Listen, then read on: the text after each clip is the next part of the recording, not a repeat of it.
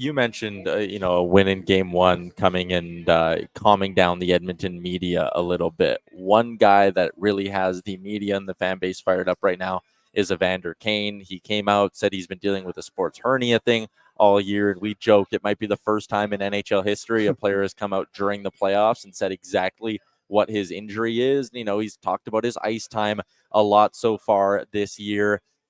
And now I get the conversation we were having in the back and forth with us in our YouTube chat right now is kind of, is this Evander Kane lining up some excuses because he knows he's on the fourth line and he's not going to be able to contribute? Or is this classic Evander Kane and there's nothing to be worried about because, he does this media thing a lot, and more often than not, as a playoff guy for the Oilers, he's come through. Where do you come out on kind of the way he's handled things in the media and what the Oilers could get from Kane in this playoff series?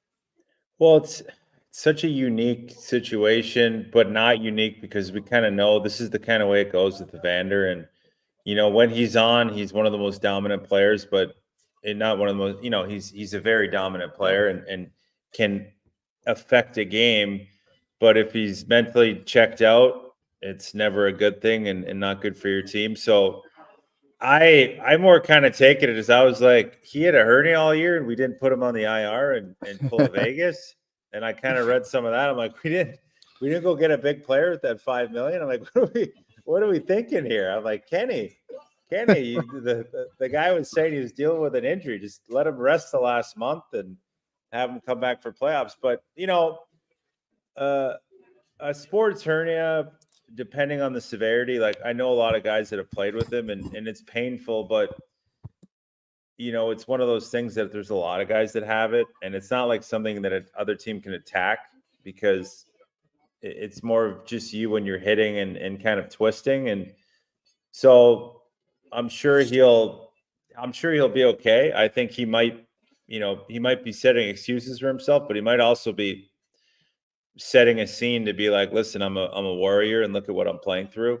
And I'm going to go be the best version of myself out there. And that's the version I'm hoping is coming out. I'm hoping not. He's just going to lay an egg and then be like, well, I had a hernia, so this is that. But to be honest with all this, like, I think they're in a way better spot than they've been in recent years because of the depth they have now. That's the thing people are missing is like Dylan Holloway came in and played way better than he has in the past. And I think it allows you the opportunity to be like, hey, Dylan's back. He's playing good.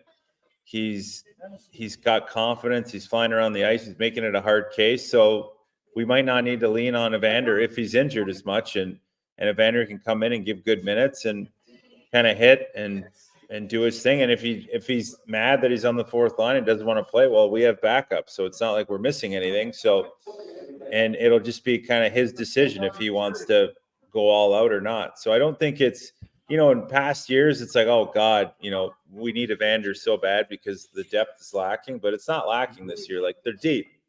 They're deeper than they've been.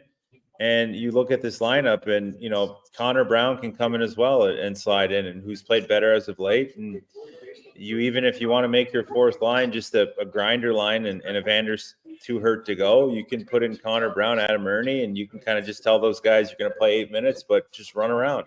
Look at that line in Nashville, that McCarron line that just kind of creates havoc. It's you could build something like that. So I think it's nothing to worry about. He might also be taking a lot of the pressure off of the rest of the team by putting it on himself, and we're missing something completely, and that's what I hope it is. So obviously he's an important piece. If they want to win, they need him scoring. So but I think it's not as worrisome because of the depth they have and possess this year over recent years. What's up, Nation citizens? If you like that video, then you need to be subscribed to the Oilers Nation YouTube. Podcasts, live shows, exclusive interviews, and analysis. Everything you need from your favorite voices at Oilers Nation. And you don't want to miss any of it, so hammer that subscribe button.